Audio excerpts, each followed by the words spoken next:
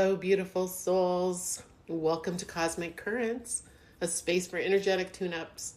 I'm Polly Marie, and I'm here to share alchemized, embodied teachings born from my own journey. My mission is to offer loving wisdom that supports your becoming so you can step fully into your highest expression and walk in harmony with the earth. Every week, we'll dive into fresh cosmic download by weaving together the wild unknown archetypes, animal spirits, and your own soul recognition. We'll explore how these energies may show up in your reality, and we'll look at the light and the shadow aspects, learning to harmonize these currents as they flow through your unique blueprint. Welcome, everyone, and thank you so much for hitting play. And I know that these messages will travel to the stars and to the core of the earth. So I'm excited to get into this week's cosmic current. But before I get started, I would like to offer just a little blessing as my knowing for you today when I am recording this cosmic current is that you receive the support you need during these very turbulent times to bless you and to meet you just where you are and to purify the mind and the heart from any suffering you may be experiencing in your reality. Today, when I'm recording this frequency, there's this undercurrent and frequency of support. And it's not coming from any direction. It's not like coming from the north, the south, the east, the west, above or below, like we would typically align ourselves to in space and time. It's coming from within you. And the core source of your soul will guide you to the place you need to be and upon the whatever path you're seeking right now. So let these energies rain a golden glow, a golden essence through your heart and mind today, sweeping clean any stagnation and infuse it with peace and joy. So let's begin. Right now, we're standing at the edge of a threshold of our perception. We're feeling the pressure building before the solar eclipse that's coming on February 17th, 2026 in Aquarius. And this is ruled by Uranus, and it's also squared by Uranus. So this is going to be about speed, but speed of passion and exuberant energy. And it's coming to act as a wild card, if you will. And what this is saying is that things may come to you just out of the blue. So it's inviting us to be open to anything and to release those definitions from the egoic mind that tell us, anything along a storyline from the past. Release all definitions, right? Just really soften those edges. And it's asking us to allow whatever we've been working to magnetize or manifest or create to now come into form. So this is an important time to evaluate this energy before our spring equinox and before the beginning of that astrological new year with the planet lineup in Aries that's coming. And it's not about here just praying, right? Or just meditating or doing group meditations for the collective. All of those are beautiful, beautiful things. It's beautiful to always, if our cup is full, right? To send our light and love out to others. But this is about us. This is about each individual. About facing yourself in the mirror and seeing yourself as your best friend. And making peace with yourself. and receiving this higher guidance that you may need in these times or in this moment. Because we are embarking on a collective maturation of who we are as humanity. So it's like a rebirth for Gaia and all who live within her, animal, plant, and human. And it's as a maturation of the energy. And it enters a whole new phase. And the frequency, I don't know how to describe it into words other than peace and love and grace and joy and gratitude and compassion. It's a frequency that sometimes is hard to put into description. It's the kind of frequency that transcends all darkness and, right, gives you goosebumps. So this also may manifest as a sudden change of plan, this burst of energy. So we'll call this a choice point. And we're being asked to make that shift with love, compassion, ease, and grace, first for ourselves, and then for one another. Easier said than done sometimes, right? So how do we do that? But how? Well, maybe some of you are asking how. So the ego mind, when we hit this point, the solar eclipse point, it'll be jarred, no doubt. And the ego mind wants to reach for the past. It'll try to hold on because its job is to keep us feeling safe. So the invitation will be simple but somewhat radical to the egoic mind.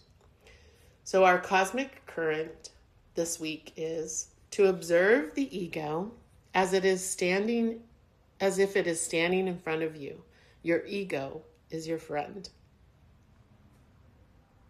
So if that friend stood before you, frightened of change, what would you say?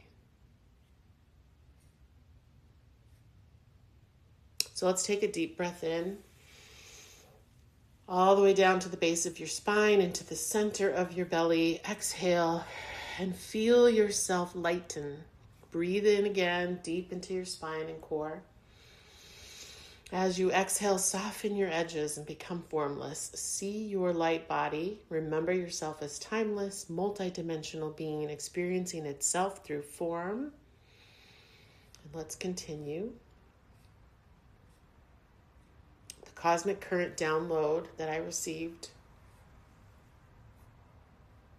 is that we stand at a threshold of a pure, ancient frequency that has been releasing upon the earth, building momentum as we enter the solar eclipse in Aquarius.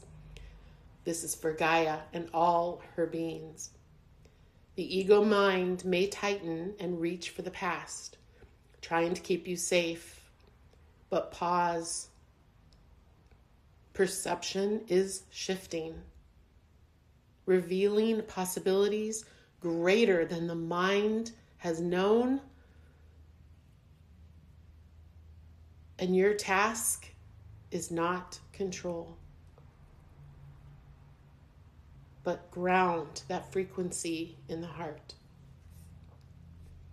Witness instead of compare, illuminate instead of fight, and let playfulness soften the shadow until what is no longer needed simply falls away. You're being supported at this crossroads by intuition, by the rising collective, by the healing waters of the Divine Mother. Reject nothing that appears before you or within you. Befriend it all. Walk forward together and know that willingness alone is enough to begin the rebirth.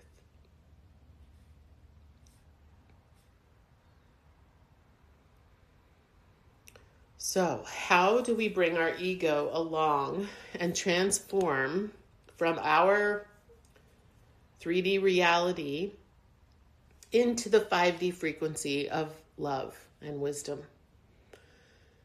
And I'm going to say that we do this through what I'm going to call light play. So if we want to move beyond those old safety patterns of the ego and invite a higher frequency, we'll enter what I call light play. This is where love becomes our baseline frequency. It's neutral, clear, and playful. It's a frequency that's able to hold the paradox without any strain, because that's what's going to happen. There's always going to be those paradoxes. That's the nature of polarity, of dark and light aspects. But here, the wisdom that comes in and expresses itself through the joy, through the ease, and very precise. It's through precision, because love becomes neutral, clear, and playful. Here, the shadow dissolves, not through struggle, but illumination. And what was once necessary will simply become obsolete. It's this, it'll just update itself. So this sacred playfulness becomes the state of being that will allow us to face everything and everything that's happening right now, or maybe happening right now in your reality. So we're going to view this through the archetype of a few archetypes here. First, as the shapeshifter. This is like seen through the kaleidoscope. You know, when you look through a kaleidoscope and you see all those different patterns and angles. So we look through this now through the lens of the archetype shapeshifter. So typically when this energy appears, perception begins to move very rapidly and scenes change, right? Just like when we rotate the kaleidoscope. Realities are reorganizing. So here, instead of a narrow lens, we're just being asked to look through that kaleidoscope. That's a macro view, okay? So we're being asked to just pull out, take a macro view, and see where patterns are rearranging themselves. And from here, from this viewpoint, we become more adaptive, we can become more creative, more playful, and then we're able to infuse light into shadow, or into uncertainty, or into fear. Okay? And at any moment, when you do this, at any moment, a new vision may reveal itself, greater than anything the ego could have planned. With the shapeshifter here, there is a shadow aspect, and that's just that we have to be cautious about too many shifting perspectives that can leave us feeling exhausted in a way, right? Too much for the nervous system. So we ground. We return to the heart, and we find that solid earth beneath our feet. So with grounding, we can become a dancer along with the shapeshifter in a much more sustainable way. And here, the light then is vibrant, and we can find humor and fluidity and flow, right? And because in the shadows of the shapeshifter, it can get tricky. It can become trickery. We can get into those old patterns of people pleasing and attachment to the old paradigms. So again, we ask ourselves, are we just soothing the ego to stay small? Or are we partnering with it? Are we looking at it as a friend to partner with, to be reborn? We're also going to view this from then the lens of the archetype of the mirror, because this is the witness instead of the comparison. The mirror arrives and the reflection can help clarify or distort or flatter or trap. So it's like, can be like that narcissistic energy when it's in the shadow, because we may be mesmerized by the image and mistake it for truth. So here, what is the advice? What do we do? In my opinion, we put down the phone. We stop the comparisons. We let the mirror of our reality empty. Let it empty. Let it clear. And we just rest as the witness, as pure awareness itself inside. This is where the harsh edges soften. This is where judgment dissolves. The shadow begins to reveal itself here, not as something that is an enemy or wants to create harm, but it's just as material, as it's just asking for love. It's asking for you to love it. And this can be done without perfection. This can be done without rejecting any part of ourselves, okay? Because we want to not create more separation. We want to include. So even the ego here is included. So if our ego says to us no to something, like, we found an edge, and we just need to be gentle and patient and compassionate and see how the light reveals that edge.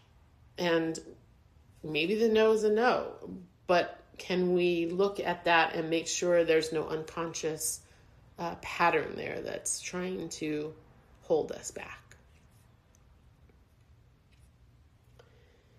So we have some tools here, and the archetype of the stone came out, which is that beautiful anchor in the storm. So the stone is grounding. It's that weight that we need. It's permanence. It's reliable. The stone has witnessed generations and lifetimes after lifetimes rise and fall, and it holds memory, it holds time, but it's medicine for us in the stillness.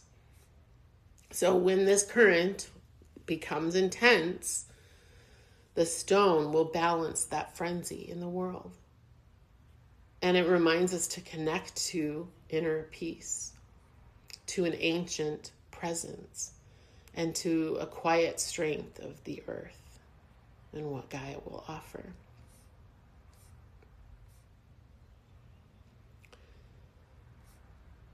So, the shadow will dissolve, not through struggle, remember, but illumination, that light play.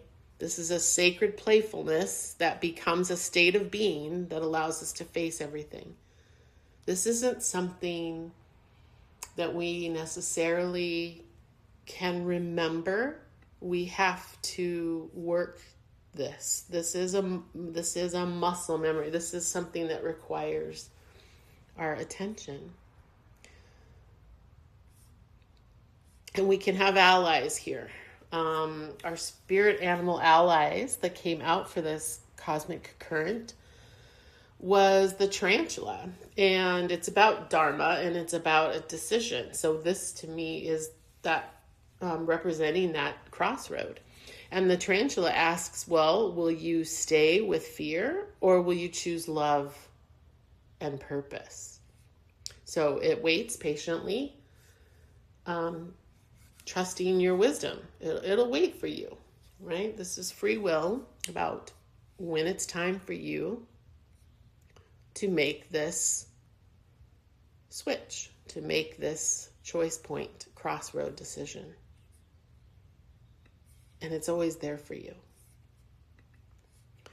And then we have the beautiful, joyful bee come out. And this is the collective joyful work that we've been doing and that we will continue and that will be amplified. And the B brings cooperation, it brings artistry, it brings gratitude. And it's a message of we're rising together. We rise together. We also have in our water element here the octopus out, just reminding us of boundaries, but also reminding us of play. And it's a redirect energy. It's about being patient, but being firm. And it's a message to partner. Again, it's a message to partner with the ego, but not to let it drive. Let your higher self guide and begin to quiet and love your ego as a friend, but maybe allow it to move to the back seat, right? Or even sometimes, tell it to get out of the car.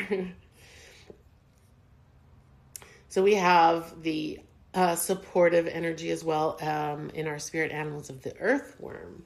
So this, of course, representing the earth. But this is a message here of the beginner's mind. And this is really a Buddhist term and when you're in meditation, but it's about like how we can view everything from that beginner's mind, where everything and everyone is new. It's a message of humility, and it's also a message that mastery, to master this, how I said this is a practice, we have to work this, it takes time. So again, then it's a loving compassion of ourselves during these times. And then we have out for our spirit here, our spirit energy from the deck, the sea serpent. And this is about sacred expression. So here the waters come to heal emotional wounds. And it's also about creativity. It's about our sensuality and returning back to the purity of us as sensual beings. And it desires to awaken these things in us that are innate to our original blueprints. The beauty, the sensuality, the creativity of how we were designed, to awaken them without shame. So it's like a mother. She wraps around us in protection while we learn to express our true nature again. So how do we integrate all of this? We do that by observing the ego, by befriending it, by widening that lens, grounding into the earth, playing in light to illuminate the shadow, and choosing love. You don't need to perfect this. It's just a willingness. And if you're willing, transformation has already begun. So I send you all so much love, and I appreciate you listening to this message in its entirety, if you have. And know you are right where you need to be. And thank you so much for being here.